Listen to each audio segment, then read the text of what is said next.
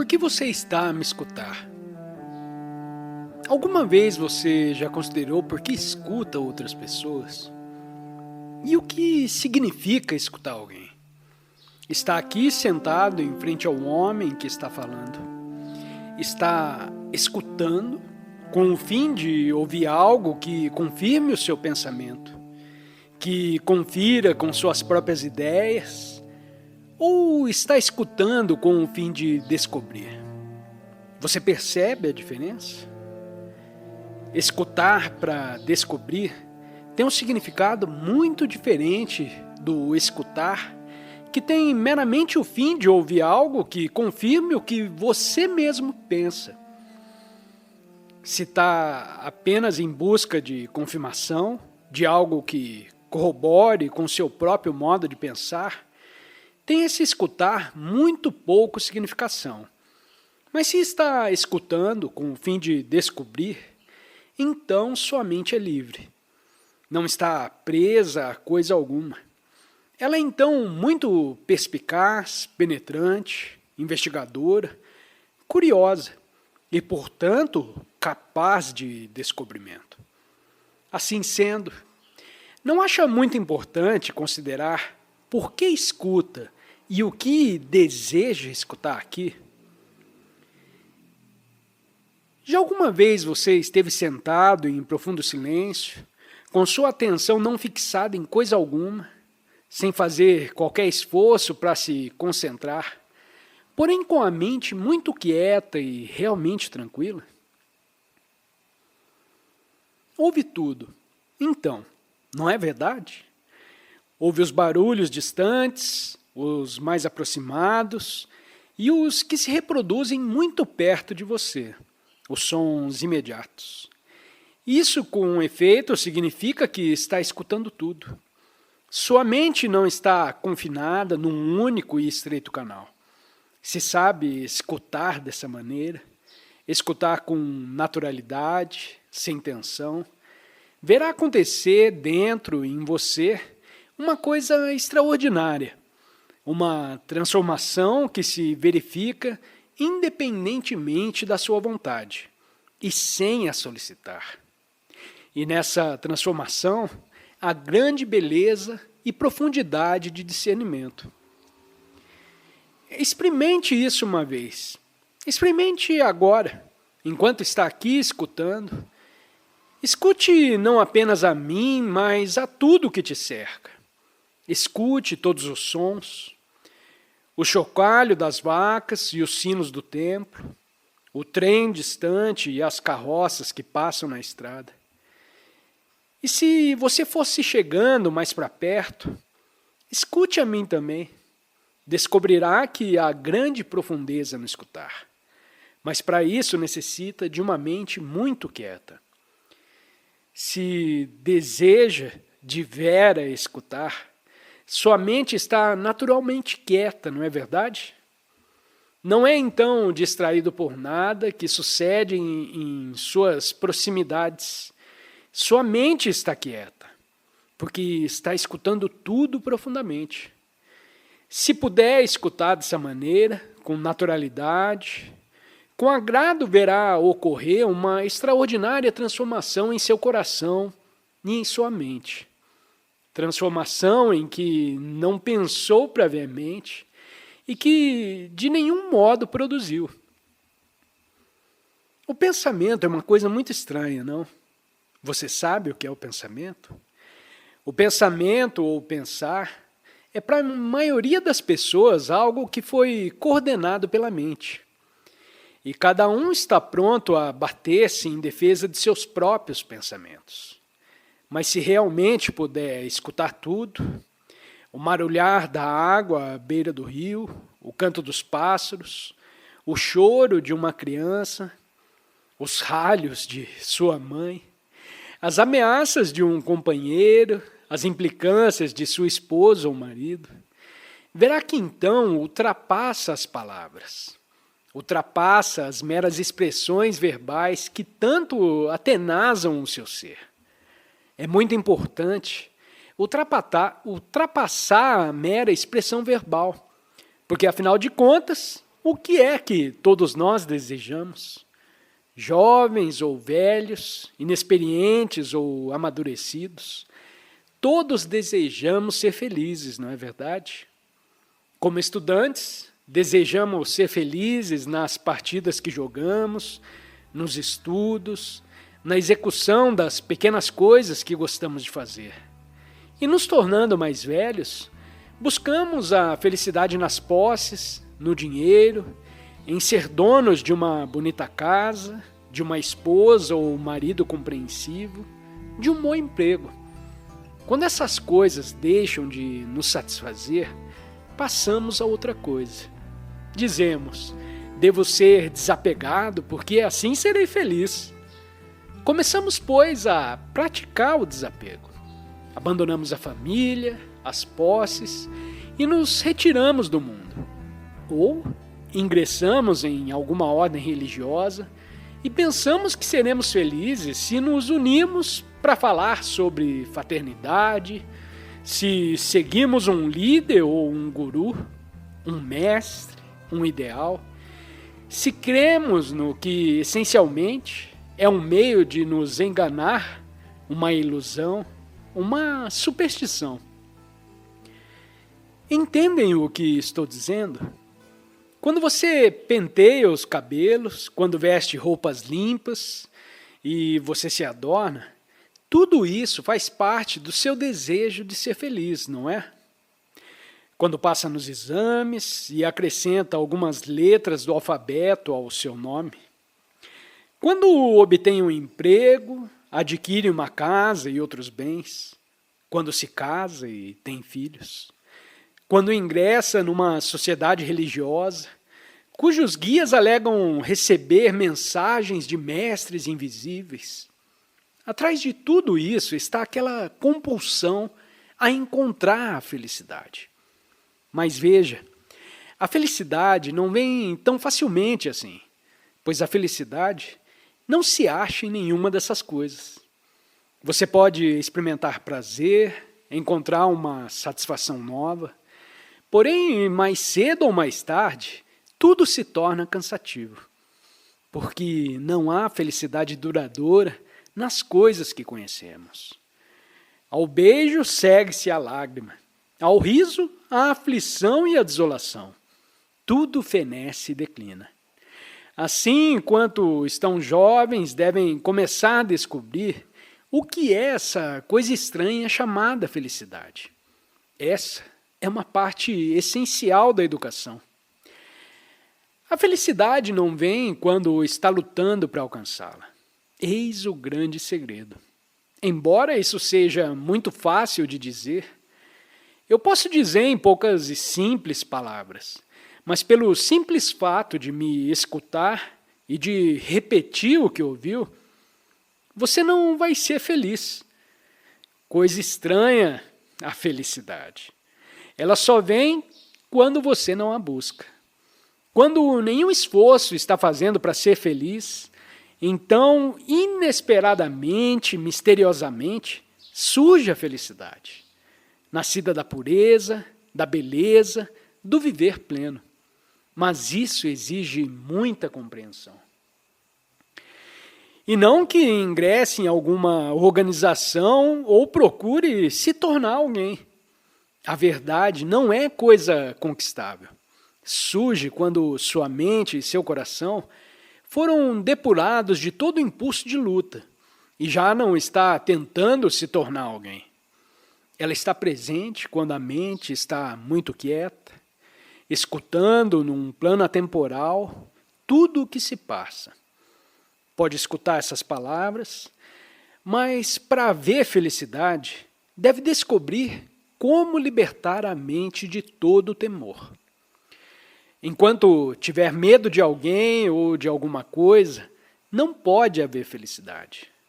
Não haverá felicidade enquanto temer os seus pais, os seus mestres, enquanto recear não passar nos exames, não progredir, não poder se aproximar do mestre, da verdade, não merecer louvores e lisonjas. Mas se realmente nada temer, verá então ao despertar em uma bela manhã ou ao dar num passeio sozinho, acontecer de repente algo extraordinário, sem ser chamado, nem solicitado, nem procurado. Aquilo que se pode chamar amor, verdade, felicidade, se manifesta subitamente. Eis porque tanto importa que seja educado corretamente enquanto estão jovens. O que atualmente chamamos educação não é de modo nenhum educação, porque ninguém te fala dessas coisas. Seus mestres lhes preparam para passar nos exames, mas não te falam sobre o viver. Os mais de nós conseguimos apenas subsistir, nos arrastar de alguma maneira pela vida, e por isso a vida se torna uma coisa terrível. O viver realmente exige abundância de amor, de sensibilidade ao silêncio, grande simplicidade a par de abundante experiência.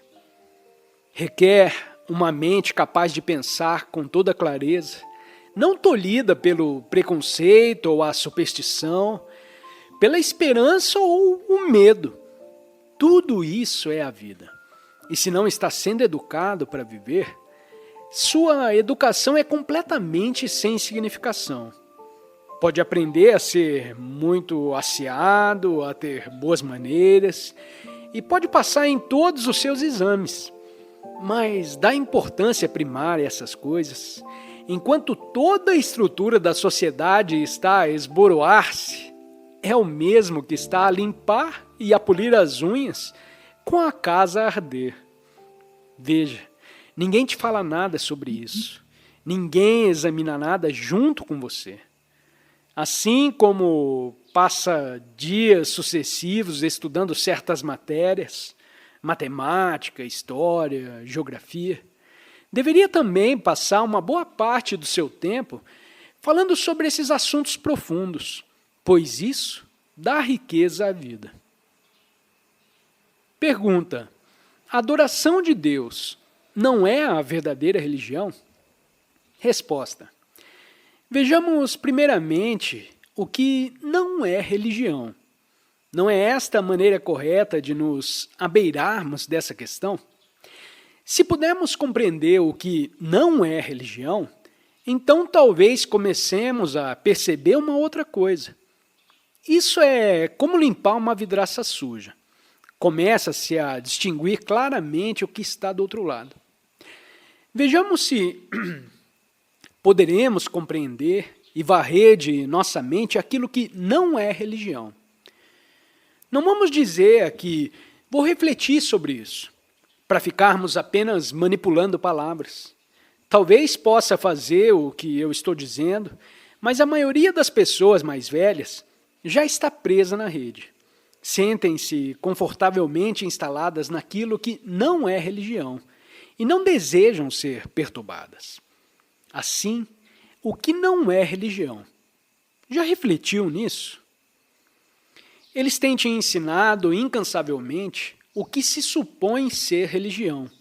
Creem-se em Deus e em dúzias de coisas, mas jamais lhe convidaram a descobrir o que não é religião. Mas agora vocês e eu vamos descobrir isso por nós mesmos. Ao escutar a mim ou a outro qualquer, não se limite a aceitar o que se diz, mas escute com o fim de discernir a verdade relativa à questão. Uma vez que tenha percebido por você mesmo o que não é religião, então em todo o curso de sua vida, nenhum sacerdote ou livro poderá te enganar. Nenhum sentimento de medo criará ilusões e te fará crer nelas e segui-las. Para descobrir o que não é religião, tem de começar no nível do trivial e depois ir subindo. Pode-se poder ir longe, é preciso começar com o que está perto. E o primeiro degrau é o mais importante de todos. Assim, o que não é religião? Cerimônias é religião? Praticar puja vezes sobre vezes é religião? A verdadeira educação consiste em aprender a pensar e não o que pensar. Se sabe pensar, se realmente tem essa capacidade, você é então um ser humano livre. Livre de dogmas, de superstições, de cerimônias, e, portanto, você é capaz de descobrir o que é religião. As cerimônias, evidentemente, não são religião, pois quando celebra cerimônias, está meramente repetindo uma fórmula que te foi transmitida. Pode encontrar um certo prazer no celebrar cerimônias, assim como outros encontram prazer no fumar e no beber. Mas isso é religião? Quando celebra cerimônias, está fazendo algo a cujo respeito nada sabe. Seu pai e seu avô o fazem, e se não o fizer também, você se arrependerá. Isso não é religião, é? E o que se encontra num templo? Uma imagem talhada por um ente humano segundo sua própria imaginação. A imagem poderá ser um símbolo, mas será sempre uma simples imagem e não a coisa real. Um símbolo, uma palavra, não é a coisa que representa. A palavra porta não é a porta, é? A palavra não é a coisa. Vamos ao templo adorar. Adorar o quê? Uma imagem que se supõe ser um símbolo. Mas nenhum símbolo é a coisa real. Então, por que ir ao templo? Tudo isso são fatos. Eu não estou condenando nada. E uma vez que se trata de fatos, por que nos preocupamos a respeito de quem entra no templo? Que importa se ele é tocável ou intocável, brahmane ou não brahmane? O que importa isso? Os mais velhos fizeram do símbolo religião e por sua causa estão prontos a disputar, a lutar, a matar. Mas Deus não está aí. Deus nunca é um símbolo. Portanto, a adoração de um símbolo ou imagem não é religião. E crença? Crença é religião? Isso já é mais complexo. Vamos começar com o que estava mais perto. E agora vamos dar um passo para mais longe. Crença é religião?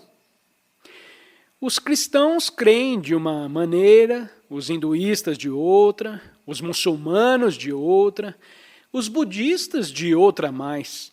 E todos se consideram muito religiosos.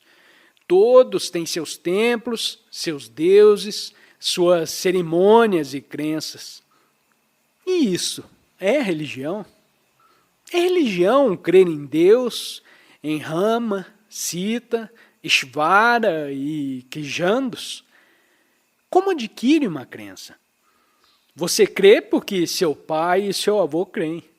Ou tendo lido algo que supostamente foi dito por um certo instrutor, Shankara ou Buda, você crê nisso e o declara verdadeiro. A maioria de vocês crê sem reservas no que está no Gita. Portanto, não o examina com claro e simples percebimento, como examina outro livro qualquer. Não tenta descobrir o que é verdadeiro. Vimos que as cerimônias não são religião, que ir ao templo não é religião e que crença não é religião. Os cristãos têm suas crenças e por isso estão separados dos de outras crenças e também divididos entre si. Os hinduístas se acham num estado de perene inimizade, crendo-se brahmanes ou não brahmanes, isso ou aquilo. A crença, pois, traz inimizade, divisão, distinções, e isso, muito evidentemente, não é religião. Então, o que é a religião? Se você limpou bem a vidraça, isso é, se deixou de celebrar cerimônias, se abandonou todas as crenças, se deixou de seguir qualquer guia ou guru, então a sua mente, como a vidraça, está limpa polida e pode ver muito claramente através dela. Quando se varrerem da mente todas as imagens, rituais, crenças, símbolos, todas as palavras, mantras e repetições, e todo o temor, então o que você vê será o real, o atemporal, o eterno, o que se pode chamar Deus. Mas necessita-se, para tanto, de discernimento, compreensão e paciência fora do comum. E só os que investigam interessadamente o que é religião, dia por dia, até o fim, será dado saber o que é a verdadeira religião. Os demais estão apenas a declamar palavras, e os ornatos e decorações de que cobrem o corpo e seus pujas e seu tanger de sinos, tudo é pura superstição, sem nenhuma significação. Só quando a mente está em revolta contra o que se supõe ser religião, só então descobre o real.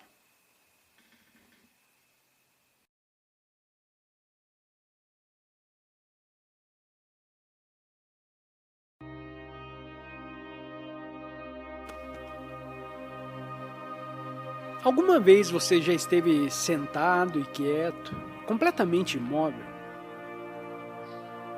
Experimente isso. Fique sentado, bem quieto, com o dorso ereto e observe o que a sua mente está fazendo. Não tente controlá-la, não diga que ela não deve saltar de um pensamento para outro, de um interesse para outro. Porém, fique simplesmente consciente desses saltos. Não faça nada, mas observe tudo. Assim como da margem de um rio, observe as águas que correm. No rio fluente há tantas coisas, peixes, folhas, cadáveres de animais, mas o rio está sempre vivo em movimento. Assim é a sua mente, sempre inquieta, a esvoaçar de uma coisa para outra, tal qual uma borboleta. Quando escuta uma canção, de que maneira você escuta? Pode gostar da pessoa que está cantando, do seu rosto, e acompanhar a significação das palavras. Mas, atrás de tudo isso, ao escutar uma canção, escuta as notas e o silêncio entre as notas. Não é verdade? Do mesmo modo, tenta ficar muito quieto, sem se mexer, sem mover as mãos ou mesmo os pés, e observe a sua mente. Isso é muito divertido. Se o tentar como recreação, como coisa divertida, verá que a mente começa a aquietar-se sem nenhum esforço de sua parte para controlá-la. Não há então um censor, nem juiz, nem avaliador.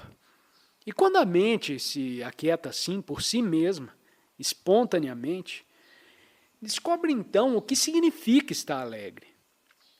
Você sabe o que é alegria? É o rir, o deleitar-se com qualquer coisa, ou mesmo nada. É conhecer a alegria de viver, sorrir, olhar direto no rosto de outra pessoa sem nenhum sentimento de medo. Você já olhou alguém diretamente no rosto? Já olhou o rosto do seu mestre, do seu pai, de sua mãe, do funcionário importante, do serviçal, do pobre e viu o que acontece? Os mais de nós tememos olhar para outras pessoas diretamente no rosto. E outros não gostam que os olhemos dessa maneira, porque eles também têm medo. Ninguém deseja revelar a si próprio. Todos nos mantemos em guarda, nos ocultando atrás de várias camadas de aflição, sofrimento, ânsias, esperanças, e são muitos poucos os que podem olhar direto no rosto e sorrir. E é muito importante sorrir, ser feliz. Porque se não temos uma canção no coração, nossa vida se torna muito monótona. Você pode passar de uma igreja para outra, trocar de marido ou de mulher, ou encontrar um novo instrutor ou guru. Mas se não há essa alegria interior, tem a vida muito pouca significação. E encontrar essa alegria não é fácil, porque a maioria de nós só está superficialmente descontente. Você sabe o que significa estar descontente? É muito difícil compreender o descontentamento, porque quase sempre canalizamos o descontentamento numa certa direção, e dessa maneira o sufocamos. Isso é, o nosso único empenho é de nos estabilizarmos numa posição segura, com interesses bem consolidados e prestígio, a fim de não sermos perturbados. Isso acontece nos lares e nas escolas também. Os mestres não desejam ser perturbados, e é por isso que seguem a velha rotina. Porque no momento em que uma pessoa está realmente descontente e começa a investigar e a duvidar, não pode deixar de haver perturbação. Mas é só quando há verdadeiro descontentamento que uma pessoa tem iniciativa. Você sabe o que é iniciativa? Tem iniciativa quando inicia ou começa uma coisa sem ter sido inspirado por ninguém. Não é necessário que seja coisa muito importante ou extraordinária.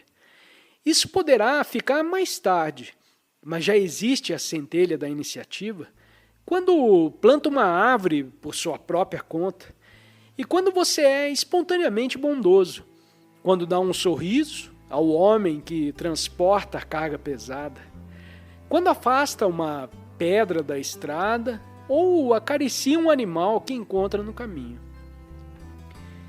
Esse é o modesto começo da extraordinária iniciativa de que necessitará para conhecer essa coisa maravilhosa que se chama criação. A capacidade de criar tem suas raízes na iniciativa, que só pode nascer quando há descontentamento profundo. Não tema o descontentamento. Trate antes de entendê-lo até que a centelha se converta em chama e você veja perenemente descontente com tudo, com seu emprego, com sua família, com a tradicional ânsia de dinheiro, de posição, de poder. Assim começará a pensar e a descobrir realmente. Mas quando for mais velho, verá o quanto é difícil manter esse espírito de descontentamento. Terá filhos para sustentar, e as exigências do seu emprego deverão ser levadas em consideração. A opinião dos seus vizinhos, da sociedade, influirá cada vez mais em sua vida. E nessas condições, não tardará a perder a chama ardente do descontentamento. Quando você sentir descontente, tratará de ligar o rádio, de procurar o guru, de praticar o puja, de ir para o clube, de beber, de procurar mulheres. Tudo fará para sufocar a chama. Mas veja, sem essa chama do descontentamento, nunca terá iniciativa, que é o começo da criação. Para descobrir o verdadeiro, deve estar revoltado contra a ordem estabelecida. Mas quanto mais dinheiro têm os seus pais, quanto mais seguro os seus mestres se sintam em seus empregos, tanto menos desejarão que você se revolte. Criação não é simples questão de pintar quadros ou escrever poesias. Coisas boas, aliás, mas que por si só muito pouco representam. O importante é estar totalmente descontente, porquanto esse descontentamento total é o começo da iniciativa que, uma vez amadurecida, se torna criadora. E esta é a única maneira de descobrir o que é a verdade, o que é Deus, porquanto o estado criador é Deus. Assim, pois, deve cada um ter esse descontentamento total mas com alegria. Compreende? Deve cada um estar totalmente descontente, mas sem lamentações. Com deleite, com alegria, com amor. Os que se sentem descontentes são, em maioria, terríveis importunadores. Estão sempre a queixar-se de que isso ou aquilo não está certo, ou desejando um emprego melhor, ou que as circunstâncias fossem diferentes, porque o seu descontentamento é muito superficial. E os que absolutamente não estão descontentes, esses já estão mortos. Se puder, enquanto jovem, se manter num estado de revolta e, à medida que se tornar mais velho, conservar vivo o seu descontentamento, com a vitalidade da alegria e da afeição intensa, terá então extraordinário significado essa chama do descontentamento. Ela construirá, criará, tornará existente coisas novas. Para isso necessita da educação correta, que não é aquela que meramente te prepara para obter emprego ou galgar a escada do sucesso. Porém, sim, a educação que te ajuda a pensar e te proporciona espaço. Espaço não na forma de um aposento maior ou de um teto mais alto. Espaço para sua mente desenvolver-se, não tolhida por nenhuma crença e nenhum temor. Pergunta: o descontentamento impede o pensar claro? Como superar esse obstáculo? Resposta: não parece que você esteve escutando o que estive dizendo. Provavelmente estava muito interessado em sua pergunta, preocupado como formulá-la. E é isso que todos, diferentemente, estão fazendo. Cada um tem uma certa preocupação. E se o que digo não é o que você deseja ouvir, você trata de afastar para o lado, porque sua mente está ocupada com seu próprio problema. Se o interrogante tivesse escutado o que eu disse, sentido a íntima natureza do descontentamento, da alegria, do ser criador, não creio que você faria essa pergunta. O descontentamento impede o pensar claro? Pois bem, o que é o pensar claro? É possível pensar muito claramente quando, com o nosso pensar, desejamos obter alguma coisa? Se sua mente está interessada num resultado, você pode pensar com clareza? Ou só pode pensar muito claramente quando não visa nenhum fim, nenhum resultado, quando não está tentando ganhar alguma coisa?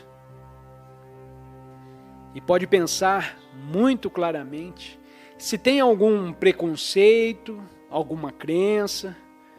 Isso é, se pensa como um hinduísta, como um comunista ou como um cristão. Por certo, só pode pensar com bastante clareza quando sua mente não está amarrada a uma crença, como um macaco amarrado a um poste. Só pode pensar muito claramente quando não está em busca de nenhum resultado. Só pode pensar assim quando nenhum preconceito você tem. Tudo isso significa, em suma, que só pode pensar clara, simples e diretamente quando sua mente já não tem interesse em alcançar nenhuma espécie de segurança e, portanto, está livre do medo. Assim, há um certo respeito. O descontentamento, de fato, impede o pensar claro. Quando, com seu descontentamento, visa um resultado ou procura abafar o descontentamento, porque sua mente detesta ser perturbada e deseja a todo custo estar sossegada e em paz, então é possível pensar claro. Mas se está descontente com tudo, com seus preconceitos, com suas crenças, com seus temores, e não anda buscando nenhum resultado, então esse próprio descontentamento te foca o pensamento, não em determinado objeto ou determinada direção, mas o seu inteiro processo pensante se torna muito simples, direto e claro. Jovens ou velhos, quase todos estamos descontentes porque desejamos alguma coisa. Mais conhecimento, emprego melhor, um carro mais bonito, um salário mais alto. Nosso descontentamento está baseado no desejo de mais. É por desejar algo mais que a maioria de nós está descontente. Mas eu não estou falando sobre essa espécie de descontentamento. É o desejo de mais que impede o claro pensar. Mas se ao contrário, não estamos descontentes porque desejamos alguma coisa, porém descontentes sem sabermos o que desejamos. Se estamos descontentes com os nossos empregos, com o ganhar dinheiro, com o desejo de posição e de poder, com a tradição, com o que temos e o que poderíamos ter, se estamos insatisfeitos não com uma dada coisa em particular, mas com tudo. Penso então que descobriremos que o nosso descontentamento traz clareza. Quando não aceitamos ou seguimos, porém duvidamos, investigamos e penetramos, há um discernimento do qual provém a criação e a alegria. Pergunta: o que é autoconhecimento e como alcançá-lo? Resposta: percebe a mentalidade que inspira essa pergunta? Não estou desatacando o interrogante, mas vamos considerar essa mentalidade que pergunta. Como posso obter isso? Por quanto posso comprá-lo? Que devo fazer? Que sacrifício, que disciplina ou meditação devo praticar a fim de obter isso? É uma mente mecânica, medíocre, aquela que diz, vou fazer isso a fim de obter aquilo. As pessoas chamadas religiosas pensam dessa maneira, mas por este caminho ninguém chega ao autoconhecimento. Você não pode comprá-lo mediante um certo esforço ou prática. O autoconhecimento vem quando observa você mesmo nas relações com seus colegas, seus mestres, com todas as pessoas que te cercam. Vem ao observar as maneiras de outra pessoa, seus gestos, seu modo de falar, seu desprezo ou lisonja e a sua reação. Vem quando observa tudo o que se passa em você e ao redor de você. E você se vê tal como vê o seu rosto no espelho. Quando você olha ao espelho, você se vê como é, não é verdade? Você pode desejar que a sua cabeça fosse de forma diferente, com um pouco mais de cabelo, e que o seu rosto fosse um pouquinho menos feio. Mas o fato está à sua frente, claramente refletido no espelho. E não pode afastá-lo, dizendo, que lindo que eu sou. Ora, se pudesse olhar no espelho das relações exatamente da mesma maneira como você olha no espelho comum, então nunca terá fim o autoconhecimento. É como entrar num oceano insondável e sem praias. Os mais de nós desejamos alcançar um fim, queremos habilitar-nos a dizer, alcancei o autoconhecimento e eu sou feliz. Mas não é assim de modo nenhum. Se puder se olhar, sem condenar o que vê, sem se comparar com outra pessoa, sem desejar ser mais belo ou mais virtuoso, se puder simplesmente olhar o que é e seguir o seu caminho com isso, verá que então é possível ir infinitamente longe. Não há então um fim à jornada. E nisso é que consiste o mistério e a beleza do autoconhecimento. Pergunta: O que é a alma?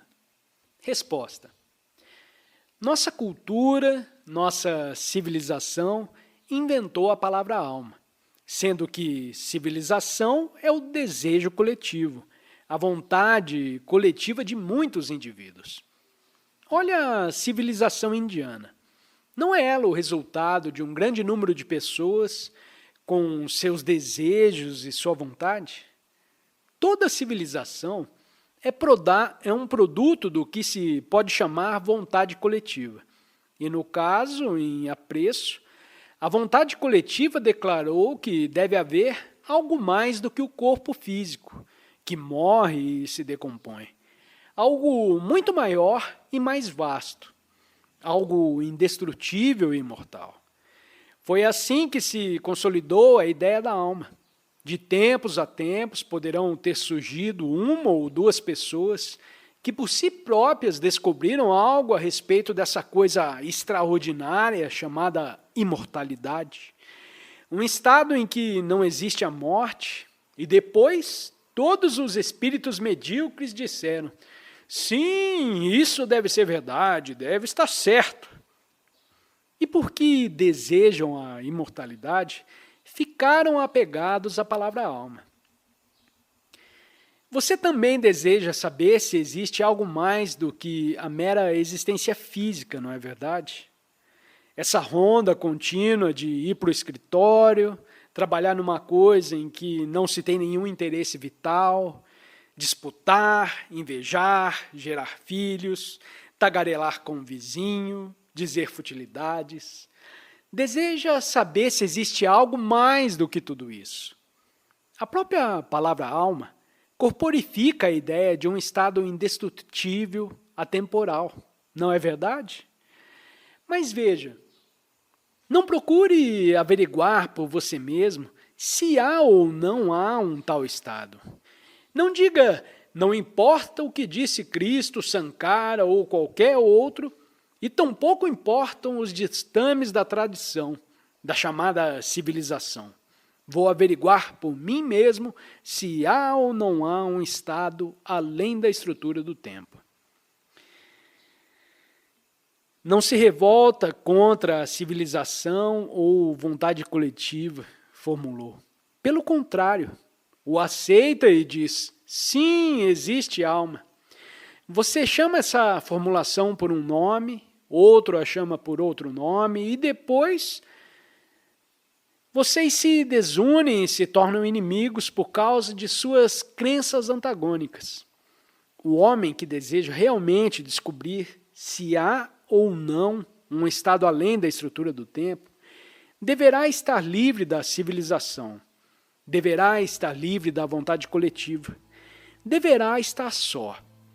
E esta é uma parte essencial da educação, aprender a estar só, para não se ficar dominado pela vontade de muitos ou pela vontade de um só, e, portanto, ser capaz de descobrir por si mesmo o que é verdadeiro.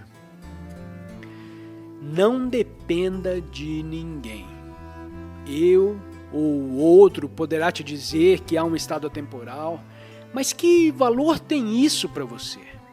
Se você tem fome, você quer comer e não deseja ser alimentado com meras palavras. O importante é descobrir por você mesmo.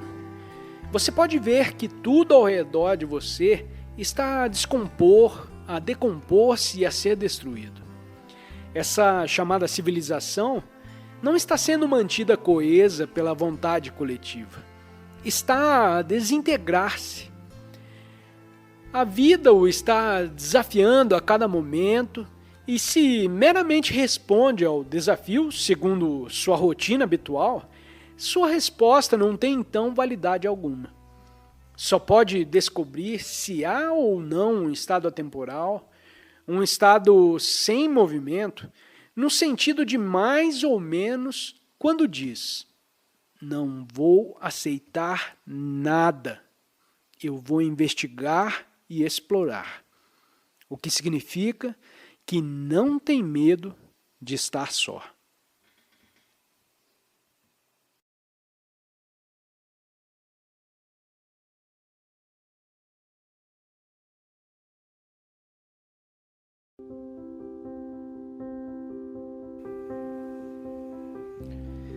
Quase todos nós estamos apegados a uma certa parte insignificante da vida e pensamos que, através dessa parte, descobriremos o todo.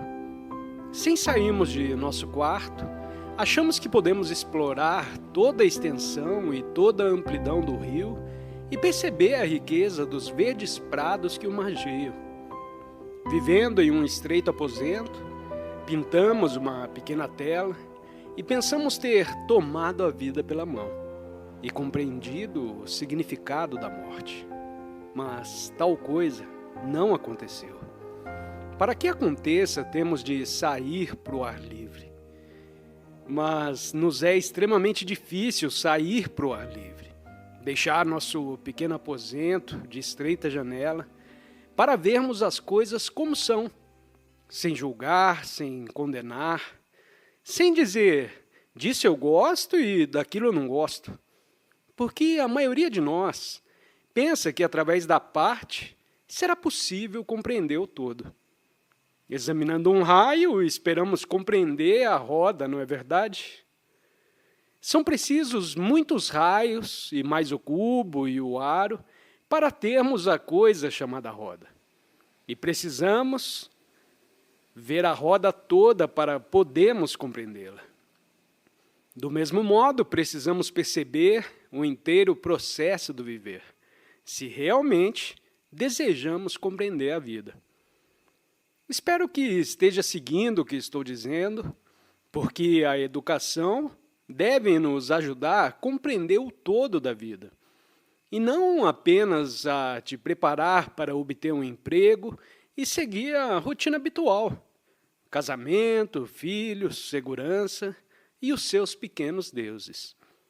Mas para suscitar a educação correta, se necessita de uma inteligência, discernimento. E por essa razão é tão importante que o próprio educador seja educado para compreender o processo total da vida. E não cuide meramente de te ensinar de acordo com uma determinada fórmula, velha ou nova. A vida é um maravilhoso mistério. Não um mistério de que falam certos livros ou certas pessoas, porém um mistério que cada um de nós tem de desvendar por si próprio. Eis porque tanto importa compreender o que é pequeno, limitado, mesquinho e passar além disso. Se não começa a compreender a vida desde jovens, crescemos muito feios interiormente. Seremos estúpidos e vazios. Ainda que exteriormente tenha dinheiro, ande em carros de luxo e pareça muito importante. Por isso é tão relevante que saia do seu quarto para ver a amplidão do firmamento. Mas isso não pode fazer se não tem amor. Não amor físico ou amor divino, porém amor, puro e simples. Amar os pássaros, as árvores, as flores, seus mestres, seus pais, e além do país, toda a humanidade. Não será uma verdadeira tragédia se não descobrir por você mesmo o que é amar? Se não conheceu o amor agora, nunca mais o conhecerá. Porque quando ficar mais velho, o que se chama amor será uma coisa muito feia. Uma propriedade, uma espécie de mercadoria que se compra e vende. Mas se começar agora a ter amor no coração, se amar a árvore que planta, o cão vadio que afaga, então, quando crescer, não permanecerá no pequeno aposento de estreita janela, mas sairá para amar a totalidade da vida. O amor é realidade. Não é emoção, efusão de lágrimas. Não é um sentimento. O amor, em si, é sem sentimentalismo. Esse é um ponto muito sério e importante, que deve amar enquanto está jovem. Seus pais e mestres talvez desconheçam o amor, E foi por esta razão que criaram um mundo terrível, uma sociedade perpetuamente em guerra contra si mesma e com outras sociedades. Suas religiões, suas filosofias e ideologias são todas faltas porque sem amor. Eles só percebem uma parte. Estão a olhar pela estreita janela, que poderá apresentar uma vista aprazível e extensa, mas que não é toda a amplidão da vida. Sem esse sentimento de intenso amor, não pode ter a percepção do todo. Portanto, será sempre um ente digno de comiseração, e ao chegar ao fim da vida, não terá senão cinzas, um amontoado de palavras ocas. Pergunta: por que desejamos ser famosos? Resposta: por que razão acha que desejamos ser famosos? Eu posso lhes explicar a razão, mas no fim da explicação, deixará de desejar ser famoso? Deseja ser famoso porque todos os que te cercam nessa sociedade desejam ser famosos. Seus pais, seus mestres, o guru, o yogi, todos querem ser famosos, conhecidos em toda parte e, portanto, você também o quer. Vamos refletir juntos. Por que desejam as pessoas serem famosas? Em primeiro lugar, porque é vantajoso ser famoso. E também proporciona muito prazer, não é verdade? Se você é conhecido em todo o mundo, você se sente muito importante, como que imortalizado. Deseja ser famoso, conhecido e falado no mundo inteiro, porque interiormente você não é ninguém. Interiormente nenhuma riqueza tem. Nada existe absolutamente, e por isso deseja ser conhecido no mundo exterior. Mas se você é rico, interiormente, então um pouco te importa ser conhecido ou desconhecido. Ser interiormente rico é muito mais difícil do que ser exteriormente rico e famoso. Requer muito mais diligência e muito mais atenção. Se tem um pouco de talento e sabe explorá-lo, você se torna famoso.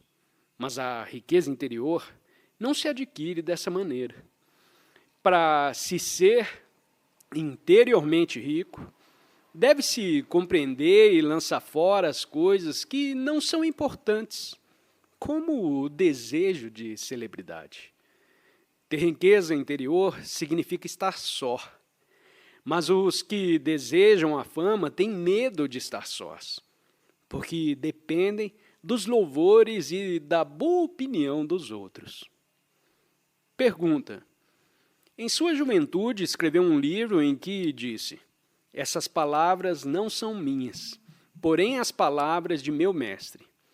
Como é que agora recomenda tão insistentemente que pensemos por nós mesmos? E quem era o seu mestre? Resposta: uma das coisas mais difíceis dessa vida é não nos deixarmos sujeitar por uma ideia. Permanecer sujeito a uma coisa é considerado ser consistente. Se tem o ideal da não violência, procura ser consistente com esse ideal. Esse interrogante está com efeito dizendo: você nos diz que devemos pensar por nós mesmos e isso contraria o que você disse em sua juventude. Por que você não é consistente? O que significa ser consistente? Esse, com efeito, é um ponto muito importante. Ser consistente é ter uma mente que observa invariavelmente um certo padrão de pensamento. Isso significa que não se devem fazer coisas contraditórias. Hoje uma coisa e amanhã o contrário dela. Estamos procurando averiguar o que é uma mente consistente. A mente que diz: fiz voto de ser uma coisa e a serei por toda a vida. É o que se chama mente consistente. Mas, na realidade, é uma mente estúpida. porque chegou a uma conclusão e está vivendo de acordo com esta conclusão. Isso é o mesmo que um homem levantar uma muralha em torno de si e ficar à margem da vida. Esse é um problema muito complexo. Eu posso estar simplificando exageradamente, mas eu acho que não. Quando a mente é apenas consistente, torna-se mecânica e perde a vitalidade, o ardor, a beleza do movimento livre. Fica funcionando dentro de um padrão. Esse é um aspecto da questão. O outro aspecto é: quem é o mestre? Não sabe o que tudo isso implica. Está bem assim. Mas alguém disse que, adolescente, escreveu um livro e citou uma passagem desse livro em que se lê que um mestre ajudou a escrevê-lo. Ora, há grupos de pessoas, como por exemplo os teosofistas, que creem na existência de mestres nas remotas montanhas do Himalaia, os quais guiam e ajudam o mundo. E agora essa pessoa deseja saber quem é o mestre. Escute com atenção, porque isso concerne também a você. Tem tanta importância saber quem é o mestre ou o guru? O que tem importância é a vida, e não o seu guru, nem nenhum mestre, guia ou instrutor que interpreta a vida para você. Você é que tem de compreender a vida. Você é que está sofrendo, que está em aflição. Você é que precisa conhecer o significado da morte, do nascimento, da meditação, do sofrimento. E ninguém te pode ensinar. Outros poderão lhe explicar, mas suas explicações poderão ser totalmente falsas, completamente errôneas. Por isso é bom ser cético. Você se dá a oportunidade para descobrir por você mesmo se tem realmente necessidade de algum guru. O importante é que seja sua própria luz, seu próprio mestre e discípulo, que seja a um tempo instrutor e discípulo. Quando se está aprendendo, não há instrutor algum. Só quando cessa de investigar, de descobrir, de compreender o inteiro processo da vida, surge o instrutor. E tal instrutor não vale nada. Está então morto e, portanto, morto está também o seu instrutor. Pergunta: por que o homem é orgulhoso? Resposta: não sente orgulho quando tem uma bela caligrafia, quando ganha uma partida ou passa num exame? Alguma vez já escreveu uma poesia ou pintou um quadro e mostrou a um amigo? Se seu amigo diz que é uma bela poesia ou um quadro maravilhoso, você não se sente muito satisfeito? Quando executa um trabalho qualquer e alguém o acha excelente, isso te dá um sentimento de prazer, como é justo e natural, pois isso é sempre agradável. Mas o que acontece da próxima vez que pinta um quadro ou escreve uma poesia, ou limpa e arruma o seu quarto? Espera que alguém chegue para te dizer que é um menino maravilhoso. Mas se não chega ninguém, não tem mais vontade de pintar, de escrever ou de arrumar o quarto. É desse modo que começamos a depender dos outros, pelo prazer de lhes ouvir os elogios e louvores. Veja como isso é simples. E depois, o que acontece? Ao se tornar mais velho, deseja que o que faz seja admirado por muita gente. Talvez você diga: farei tal coisa por amor ao meu guru, por amor à pátria, por amor ao homem ou por amor a Deus. Mas, em verdade, faz porque deseja aplauso. Daí nasce o orgulho. E quando faz alguma coisa dessa maneira, não merece pena fazê-la? Entende? Para compreender uma coisa como orgulho, deve ser capaz de pensá-la do começo ao fim. Deve perceber a sua origem e os desastres que ocasiona, percebê-la no seu todo. O que significa que deve estar tão intensamente interessado nessa coisa que sua mente a siga até o fim, sem parar no meio do caminho. Quando está muito interessado num jogo, o joga até o fim. Não para repentinamente no meio do jogo e volta para casa. Mas sua mente não está habituada a essa espécie de pensar. E faz parte da educação ajudar-te a investigar um inteiro processo da vida, e não apenas estudar umas poucas matérias.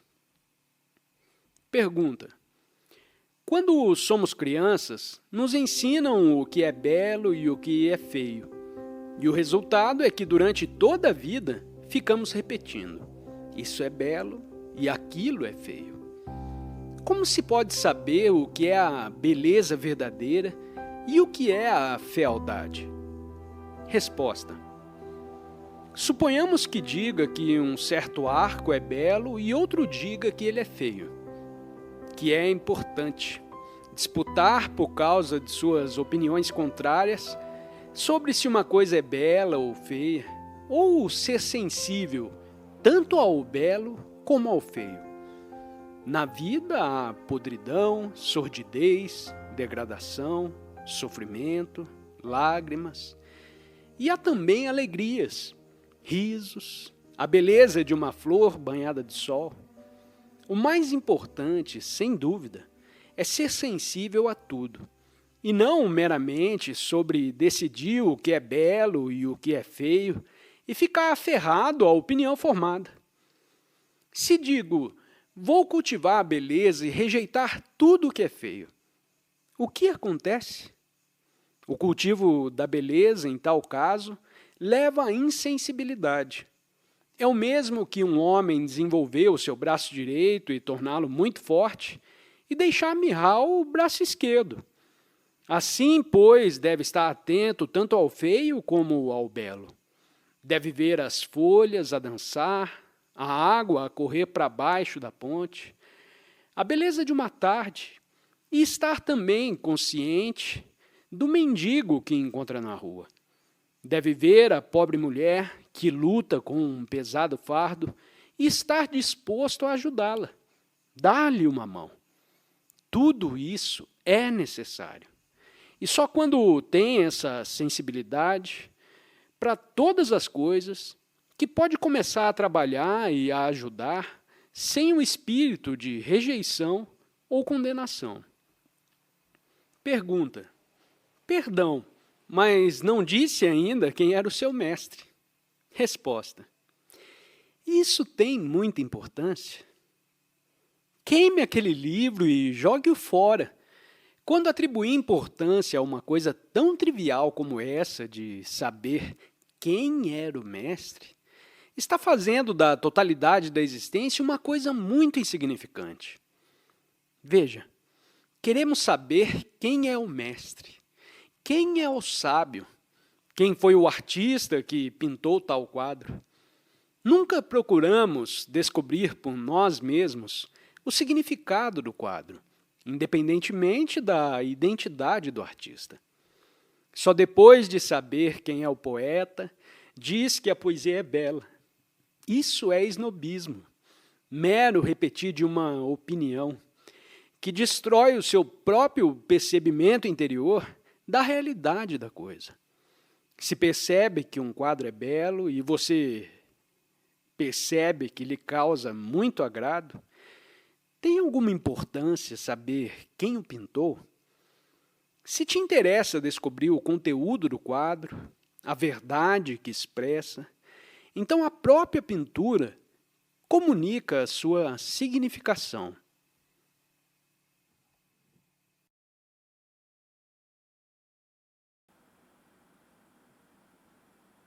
Chegar até o fim de um vídeo desses é por si só um exercício de paciência e entrega. Obrigado por você ter vindo até aqui. Comenta aí nos comentários a sua cidade, o seu país. Inscreva-se, compartilhe, deixe o seu like. porque cada pequena ação dessas ajuda essa mensagem a seguir adiante. Valeu? Um grande abraço a todos e até o próximo vídeo. Tchau, tchau!